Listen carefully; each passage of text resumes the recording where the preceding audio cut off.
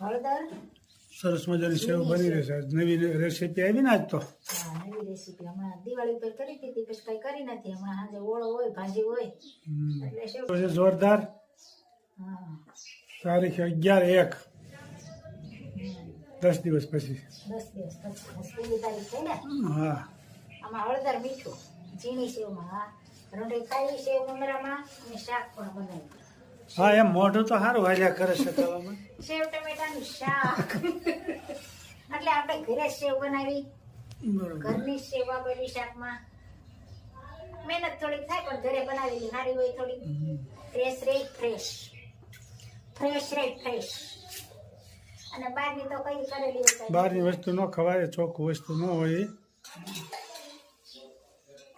બહારની વસ્તુ તેલ જાણે હાવ સસ્તા માયલી વાપર્યું હોય એને. હા, અને લોટ ને ચણા ને બધી હલકા માયલી જ વસ્તુ હોય. ઘરની વસ્તુ સારી હોય. સેવ તો ઘરે બનાવી છે એટલે આજે સેવની રેસીપી છે. બહાર ગામ જાય ત્યારે બહારનું વસ્તુ કઈ ખાવી નહીં, નાસ્તો ઘરનો જ હોય આપણે.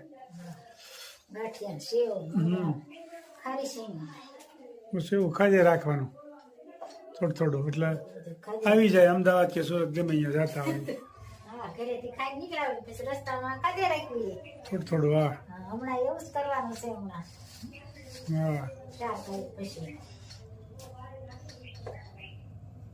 હમણાં પાછું અમદાવાદ લગ્નમાં જવાનું છે. હા. 5, 6, 7, 3 દિવસનો કાર્યક્રમ રાખ્યો છે. કૃપાલના મામાની છોકરીનું લગ્ન છે એમાં, કંજીભાઈની છોકરીનું લગ્ન છે એમાં. મારા ભત્રીજીના લગ્ન છે. હા ભાઈ, અમારે એટલે જ મોટું મોટું દેખાય. મોઢું તો મોટું જ છે ને, મોઢું તો એવું ને એવું જ છે. મસ્ત મજાનો લોટ બંધાઈ ગયો છે, જોઈ શકો છો.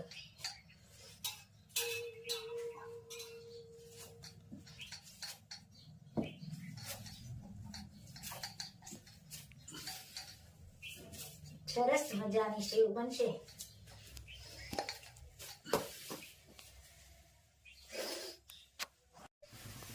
સરસ મજાની સેવ બની રહી છે, જોઈ શકો છો. મસ્ત મજાની સેવ.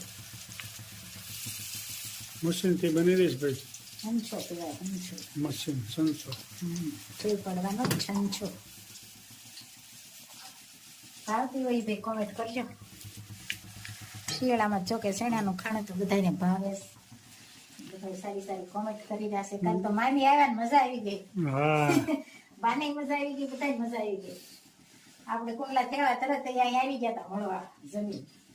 આપણા બા, એના ફઈ, એના દીકરા ધીરુભાઈ, એના ધર્મપત્ની હતા શારદાબેન. શારદામાં. એટલે બાને ભાભી થાય ને આપણે મામી થાય. એટલે એને મળવા કીધું ને આવું અહીંયા ડીટલા આવે એટલે આવ્યા વગર રહે જ નહીં. ને બહુ પહેલેથી જ એને બા ઉપર તો એ જ છે, પહેલેથી જ એમ. સરસ મજાની સેવ બની રહી છે, જોઈ શકો છો. ખૂબ લાઈક કરી રહ્યા છો, ખૂબ શેર કરી રહ્યા છો, ખૂબ સબસ્ક્રાઇબ કરી રહ્યા છો અને કોમેન્ટ પણ સારી સારી આવે છે બધાને. તો બધાનો ખૂબ ખૂબ આભાર. બધાને જય સ્વામિનારાયણ, જય શ્રી કૃષ્ણ, જય જીનેન્દ્ર, જય સિયારામ. સેવ ટમેટાનું શાક બનાવવાનું છે. મસ્ત મજાના આદુનું કટિંગ અને તેલ પણ મુકાઈ ગયું છે. તળી છે પાપડ અને કાચરી. સરસ મજાની ફરફર અને કાચરી હલાઈ ગઈ છે ને. હવે તો આ સેવ ટમેટા સેવનું શાક ચાલી રહ્યું છે. સેવ ટમેટાનું શાક અને ભાખરી બનાવી છે. ભાખરી ને રોટલા. આપણે જો કે એક ભાખરી, 2 રોટલા. મસ્ત મજાનું શાક.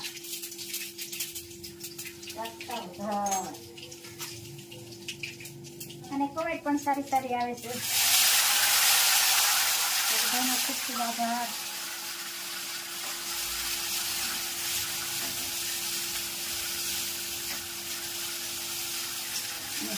ગ્રેવી જેવા થવા દેવાના. પછી પાણી નાખવાનું, સેવ નાખવાનું, થોડી ચટણી, હળદર, ધાણા જીરું અને આદુ વાળું શિયાળામાં શાક સારું લાગે. આદુ નાખીને કરજો અને કમેન્ટ કરજો ભાઈ કેવું લાગ્યું. અને આ નિમક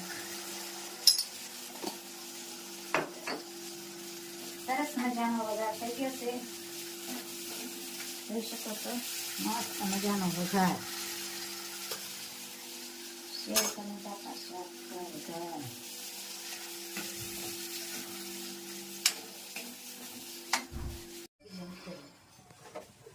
સેવ ટમેટાનું શાક બરોબર. સરસ મજાનું તૈયાર થઈ ગયું છે અને સાથ મેં ભાખરી સરસ મજાનું શાક બની ગયું, ભાખરી પણ તૈયાર. અને બાઈ હવે જમવાની તૈયારીમાં છે.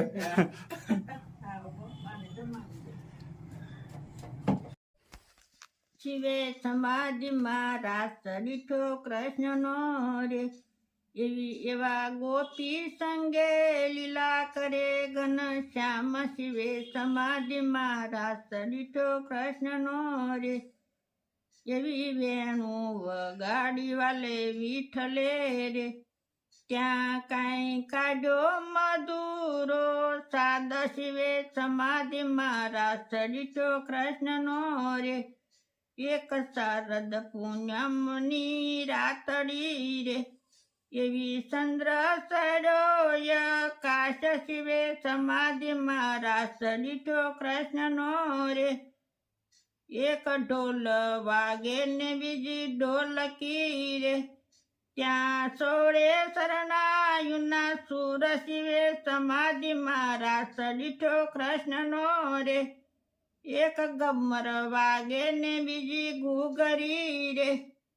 ત્યાં ઝાંઝરનો જણકાર. શિવે સમાધિમાં રાસ દીઠો કૃષ્ણનો રે, ત્યાં તો વેમાને બેસી દેવો આવ્યા રે. ત્યાં પુષ્પોની વૃષ્ટિ થાય. શિવે સમાધિમાં રાસ દીઠો કૃષ્ણનો રે, ત્યાં તો સૌદે બ્રહ્માંડ લગ્યા ડોલવા રે. ત્યાં બ્રહ્માજી ભૂલ્યા વેદ. શિવે સમાધિમાં રાસ દીઠો કૃષ્ણનો રે, કર જોડીને ભક્તો કરે વિનતી રે, એવી શિવની સમાધિ છૂટી જાય. શિવે સમાધિમાં રાસ દીઠો કૃષ્ણનો રે. જય સ્વામિનારાયણ. ખૂબ સરસ મજાનું કીર્તન કહ્યું મારા ભાઈએ. કૃષ્ણ ભગવાનને ગોપીઓનો રાસ ચાલતો હતો ત્યારે શંકર દાદાને એમ થયું કે હવે હું રમવા જાઉં. તો એ પાર્વતીજીએ ના પાડી કે એ રાસમાં તમારે ન જવાય. પણ શંકર દાદા રહી ન ગયા. પછી શંકર દાદા એવું કર્યું, ગોપી પોતે બન્યા, હાડી પહેરીને આમ અસલ ગોપી જેવી ગોપી બની ગયા શંકર દાદા. અને જ્યાં શંકર કૃષ્ણ ભગવાનને અને ગોપીનો રાસ હાલતા હતા ને એમાં ભળી ગયા. એટલે કોઈને ખબર ન પડે કે આ કોણ છે એમ. અને મીઠાઈને અરે રાસ લેવા પછી તો એવો રાસ જામ્યો અને એટલા બધા શંકર દાદા મશગુલ બની ગયા રાસ રમવામાં. તેની હાડી માથેથી વિખાઈ ગઈ, એની જટા છૂટી ગઈ. પછી તો ગોપીઓને ખબર પડી કે આ તો ભોળાનાથ છે. પછી તો ભોળાનાથને ખબર નથી આ હાડલો માથેથી વિખાઈ ગયો છે ને મારી જટા છૂટી ગઈ છે. પછી ગોપીઓ તો બધી ભેગી થઈને દાંત કાઢે અને શંકર કૃષ્ણ ભગવાને ખુદ મીઠા દાંત કાઢવા કે ભોળાનાથ આ તમે શું કર્યું એમ. એ કે મારે પછી તો શંકર દાદા એવા શરમાણા. પણ પછી તો શું કરે, એ કે મને એવી ખબર નહોતી રહી, પણ મને રાસમાં એટલા બધા હું મશગુલ બની ગયો હતો. આવું સત્ય ઘટના બની ગઈ છે. કૃષ્ણ ભગવાનનો રાસ હાલતો હતો, એમાં શંકર દાદા ખુદ પોતે રાસ રમવા આવ્યા હતા ગોપીનો વેશ ધરીને. અને એને હાડી વિખાઈ ગઈ હતી ને જટા છૂટી ગઈ હતી, એટલા મશગુલ બની ગયા હતા. જય શ્રી કૃષ્ણ, જય ભોળાનાથ. Jai